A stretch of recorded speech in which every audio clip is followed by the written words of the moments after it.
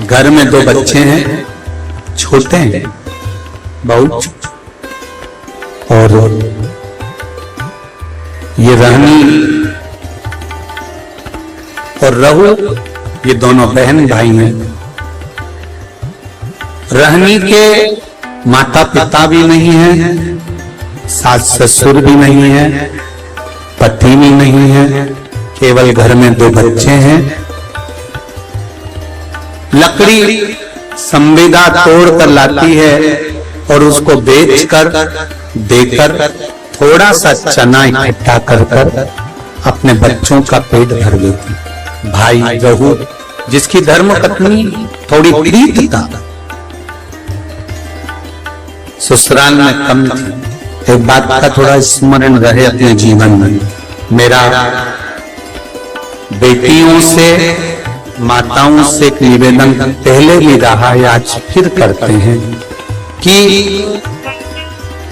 जब आपका मंगल विवाह हो जाए, शादी हो जाए, विवाह के बाद में प्रयास करना कि इस शरीर को, इस मन को, चित्त को मायके से ज्यादा ससुराल में लगाने का प्रयास करना, तो कोई घर नहीं टूटे। रहनी अपने मायके से ज्यादा प्रीतिता नहीं रखती। भाई रहू का बड़ा प्रेम था भाभी घर में।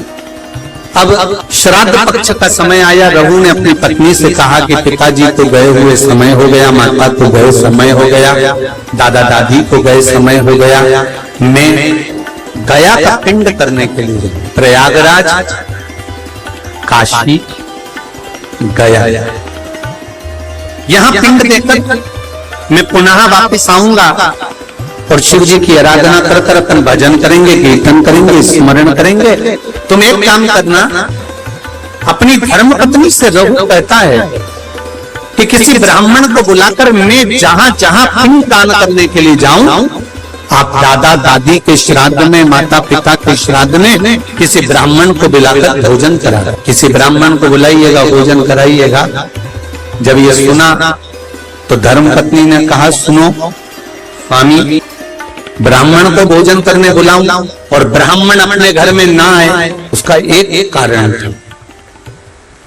जिस ब्राह्मणों के घर के पास रहू रहता था, रहू की धर्म पत्नी इतनी ज्यादा लड़ोकी थी, इतनी लड़ती थी कि जितने ब्राह्मण आसपास में रहते थे उनकी सबकी पत्नी से रहू की पत्नी का झगड़ा हो चुका।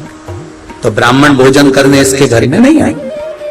रहू की पत्नी ने कहा मैं ब्राह्मणों को बुलाऊं और वो नहीं आए तो रहू ने जाते जाते कह दिया, काम करो,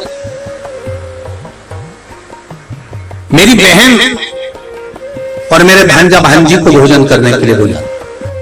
सनातन धर्म के अंतर्गत एक भांजे को या एक भांजी को भोजन कराना मतलब 100 ब्राह्मण को भोजन कराने के बराबर है। सनातन धर्म की रीति है ये माला। एक भांजे को या एक भांजी को भोजन कराना 100 ब्राह्मण को भोजन कराने के बराबर है। तो तुम एक काम करो, मेरी बहन रहनी को बुलाओ और अपने भांजा भांजी को बुलाओ, क्योंकि भांजा भांजी छोटे हैं, अकेले आ नहीं सकते, उनको बुलाकर भोजन कराओ। अब पति ने कहा कि तुम उनको भोजन करा देना और पति चले गया। धर्म पत्नी इतनी विचित्र थी कि उसने अपनी ननंद को बुलाया तो सही, पर भांजा भांजी तो मना करवा दिया कि उनको लेकर मत आना, और भोजन करने के लिए ननंद को नहीं बुलाया, भोजन का काम करने के लिए ननंद को बुलाया और निमंत्रण मायके वालों को दे दिया कि श्राद्ध में मेरे दादाजी का श्राद्ध है, माता पिता का श्राद्ध है, आप सब आओ। मायके वाले श्राद्ध का भोजन करने आ गए। ननंद को निमंत्रण देकर बुलाया, जी आपकी माताजी और पिताजी का श्राद्ध है, अगर आप नहीं आओगी तो श्राद्ध में अच्छा नहीं लगेगा। ननंद आई और ननंद ने आने से पहले अपने बच्चों से कहा कि मैं नाना के घर जा रही हूँ। बच्चों की आंख में जल भरा हुआ था। माँ, आप हम दोनों को छोड़कर जा रही हो, हमें भी साथ ले चलो, हम भी चलना चाहते हैं। नहीं, तुम्हारे मामी जी ने केवल मेरा निमंत्रण करा है, मैं जाऊंगी तुम रुको। मां 2 दिन से लकड़ी नहीं मिली, जलवृष्टि हो रही थी, लकड़ी नहीं मिल पाई तो बेच नहीं पाई। 2 दिन से अन्न घर में नहीं आया, हमें भोजन नहीं मिला। मां आज तो चली जाएगी, फिर भोजन कौन दे? बेटा बेटी कह रहे हैं मां 2 दिन से भोजन नहीं मिला है मां, हम बहुत भूखे हैं मां। मां कहती है तेरे नाना और नानी का श्राद्ध है, मैं जा रही हूं, मैं मामी से कहूंगी कि बच्चे भूखे हैं तो भोजन दे देगी मामी। इसको नहीं मालूम था कि ननन को केवल काम करने के लिए बुलाया। रहनी गई, घर में पहुंची, बहुत मेला लगा हुआ था मायके का। खुश हो गई रहनी, आज मेरे माता पिता का श्राद्ध हो रहा है और इतने मेहमान आए। जब माता पिता के श्राद्ध में 10 ब्राह्मण, 20 ब्राह्मण, 25 ब्राह्मण भोजन करते हैं तो दुनिया की कोई ऐसी ननंद नहीं होगी जिसके चेहरे पर प्रसन्नता ना हो कि मेरे मायके में इतने लोग भोजन करते हैं, मुझे गर्व महसूस होता। रहनी की आंख में खुशियों के अश्रु आ गए। मेरे माता पिता कितने भाग्यशाली हैं। जो जैसा होता है उसके मरने के बाद भोजन भी वैसा ही होता है। जो मरा उसके हृदय में खुशियां रहती है ना कि इसको भी भोजन कराओ, इसको भी भोजन कराओ, इसको भी भोजन कराओ, इसको भी भोजन कराओ। ये जो मिला है ये आपका नहीं है, ये आपके पूर्वजों का है। अब रहनी वहां पहुंच गई। क्या जाकर देखा रहनी ने कि चारों तरफ वहां सुख ही सुख, चारों तरफ वहां पर आनंद ही आनंद।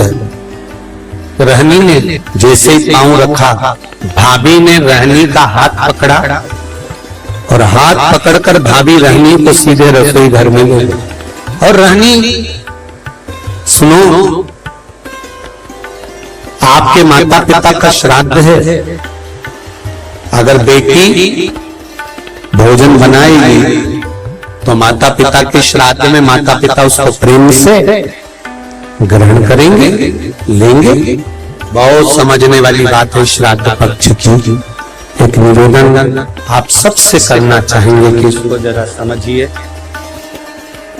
इसको जरा जानना कि आप अपने घर में अगर नाना नानी का श्राद्ध कर रहे हो, भोजन बना रहे हो तो ठीक है, पर मायके में जाकर श्राद्ध का भोजन अगर बेटियां बना रही हैं, ससुराल से गई मायके और मायके में जाकर अगर बेटियां भोजन बना रही हैं तो वो श्रेष्ठ नहीं।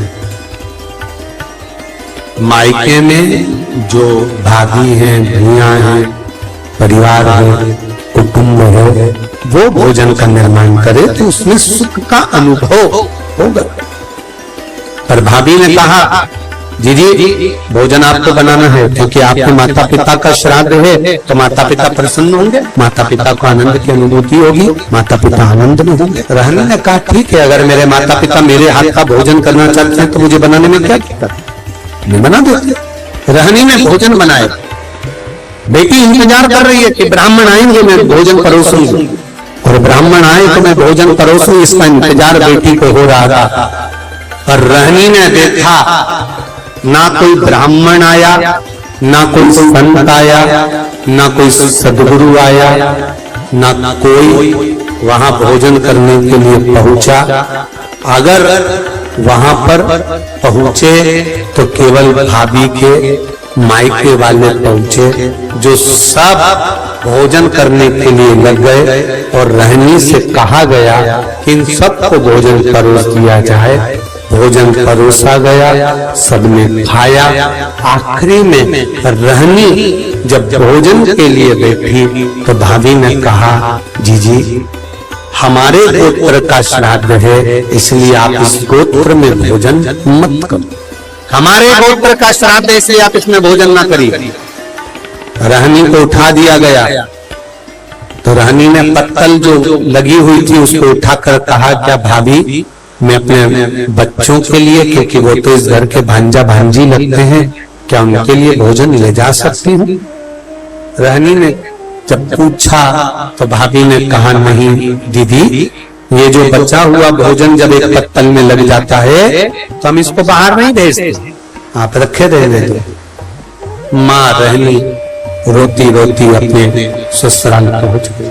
आज दिन भर माँ मायके में लगी रही तो लकड़ी लेकर नहीं आई और बच्चों का पेट नहीं भरा।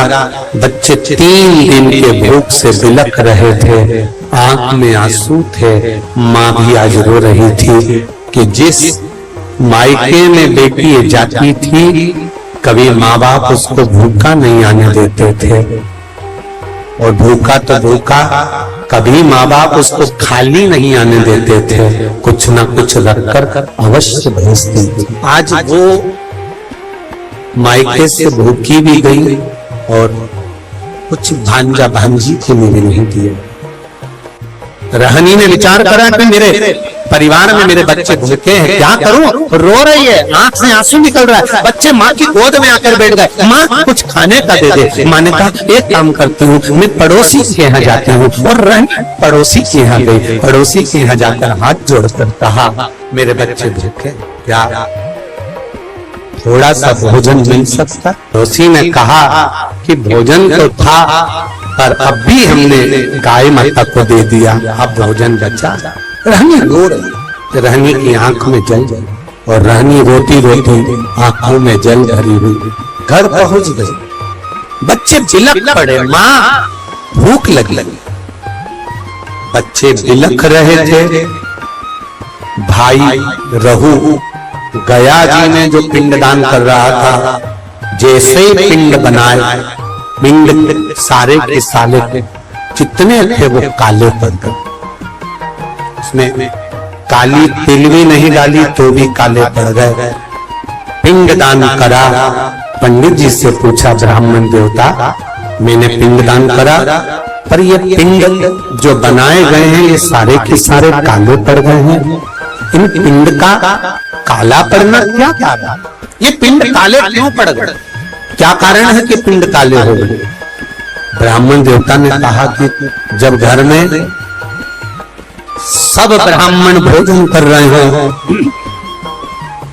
सब परिवार के लोग भोजन कर रहे हो और घर के भांजा भांजी के नैनों में भूख के कारण जल होता है, तब ये पिंड काले पड़ जाते हैं। हमको लगता है आपके भांजा भांजी भूख से बिलख रहे हैं। रहू ने कहा, ऐसा हो ही नहीं सकता। रहू बोले, ये नहीं हो सकता। मैं अपनी धर्म पत्नी को कहकर आया हूं कि अगर ब्राह्मण भोजन करने ना आए तो मेरी बहन को भोजन करने बुलाना, भांजा भांजी को भोजन करने बुलाना। तो ये हो नहीं सकता कि भांजा भांजी भूखे हो। आप पता करना, पिंड काला तभी पड़ता है जब भांजा भांजी भोजन नहीं करे हो और भूखे बैठे। महाराज, शिव महापुराण की कथा यहाँ तक कहती है, अगर आपके घर में ब्राह्मण भोजन करने आए हैं और अगर घर में बहन बेटियां हैं, भांजा भांजी हैं, तो इंतजार मत करना कि ब्राह्मण उठेंगे इसके बाद हम भांजा भांजी को भोजन देंगे। आप तो ब्राह्मण के साथ भांजा भांजी को भी भोजन करने बिठा सकते हो या पहले भी जिमा सकते हो, उसमें कोई दोष, उसमें कोई दोष नहीं। जब भांजा भांजी अगर भोजन करे तो उसमें दोष नहीं। आप जिमाओ। रहनी के बच्चे भूखे बिलख रहे, रहू को रहा नहीं गया, गया जी का पिंड कर रहू सीधे घर पहुंचा। घर में जाकर पत्नी से पूछा, क्यों मेरी बहन आई थी? हाँ, ना मानो तो पूछ लो सभी से, बहन आई थी कि नहीं आई थी? सबने कह दिया आई थी, रहनी आई थी। हाँ, तो इसको लगा कि रहनी आई थी तो बच्चे नहीं आए होंगे, इसने नहीं पूछा। घर गया बहन को, दीदी, ओ दीदी। हाँ भैया, दीदा क्या हो गया? दीदी, जिस दिन मैं पिंडदान करने के लिए गया था, जिस दिन मैंने पिंड दिया, उस दिन तेरे बच्चे क्या भूखे थे बहन? क्या तेरे बच्चे भूखे थे? रहनी भाई के गले लगकर रो पड़ी, भैया केवल बच्चे ही नहीं, तेरी बहन भी तेरे दरवाजे से भूखी आई। आंखों में जल। तो चिंता मत कर बहन, मेरे माता पिता और इन भांजा भांजी के नाना नानी का श्राद्ध अब इस घर में करना। मैं विश्वास से कहता हूं बहन कि पितृदेव कृपा जरूर करेगा।